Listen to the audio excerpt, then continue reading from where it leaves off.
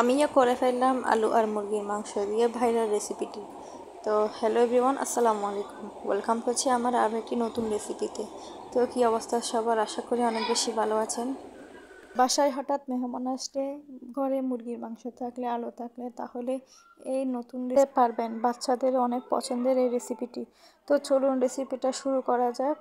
আমি এখানে মুরগির মাংস নিলাম। এগুলা বুকের মাংস ছিল সব। এগুলো ধুয়ে ভালো করে একটা ঝাঁকার মধ্যে পানি জড়িয়ে নিতে হবে, যাতে কোনো পানি না থাকে, ওটা একটু খেয়াল রাখবেন। তো আমি একটা বাটিতে সব মুরগির মাংস একসাথে নিয়ে নিলাম। এখন আমি এখানে আদা আর রসুন দিলাম হালকা করে, দেখতে পাচ্ছেন। মাংস যেহেতু কম, এখানে মশলা কম ব্যবহার করব। এখানে আমি মাংসের মশলা ব্যবহার করলাম, লবণ দিলাম, মরিচের গুঁড়া দিলাম, হলুদের গুঁড়া দিলাম। আপনারা আপনাদের পছন্দ মতো যে কোনো মশলা দিতে পারবেন চাইলে। এখানে আমি একটু জিরা গুঁড়াও দিলাম। তো আমি সব একসাথে মিক্স করে নিব। এখানে কোনো পানি ব্যবহার করব না, শুকনো সব মশলা একসাথে মাংসের সাথে মিক্স করে নিলাম, দেখতেই পাচ্ছেন।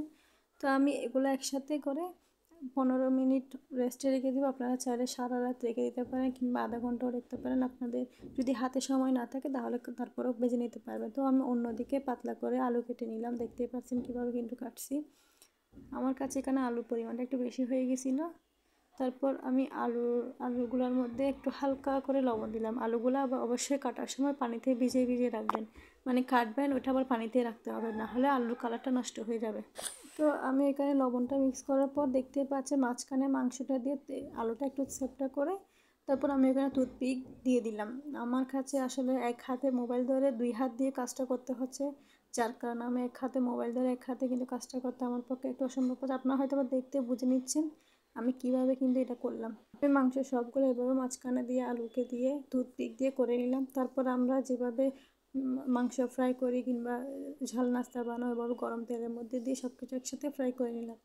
তো আজকে রেসিপি এই পর্যন্তই। কেমন হয়েছে কিন্তু অবশ্যই জানাবেন। তো আশা করি আপনাদের কাছে এটা ভালো লাগতে পারে। ভালো লাগলে প্লিজ লাইক, কমেন্ট এবং শেয়ার করতে কিন্তু ভুলবেন না।